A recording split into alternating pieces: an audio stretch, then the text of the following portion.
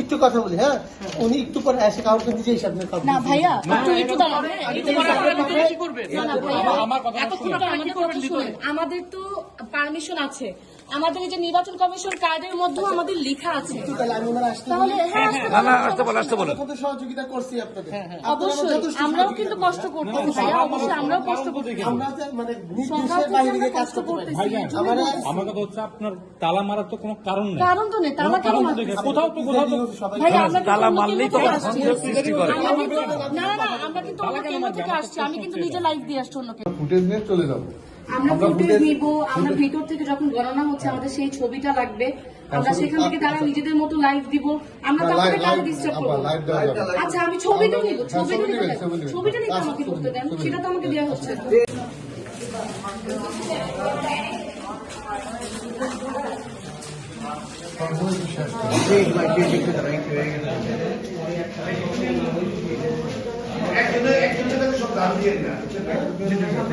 আচ্ছা ভাই, আপনি ভাই সহজে একটা ভিডিও নিয়ে নিন।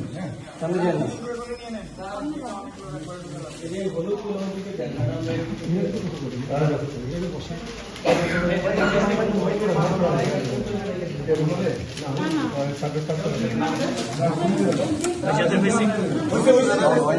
ভাই দাঁড়ান, হয়নি।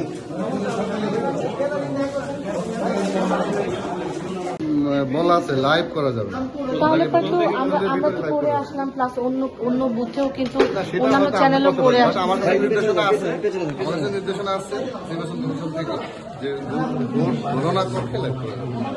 ভোট কি দরজা বন্ধ করে গণনা করতে হবে বা গেট লক করে বন্ধ করতে হবে এরকম আছে? নিচে গেট তো এটা আমাদের সিকিউরিটির জন্য লাগছে। অনেক বাইরের মানুষ, আপনাদের লোক আছে, লোক দাঁড় করানো, আমরা সাংবাদিকদের জন্য তো ঢুকতে দিচ্ছি না সাংবাদিকরা সবাই ঢুকছে, আপনারাও ঢুকছে।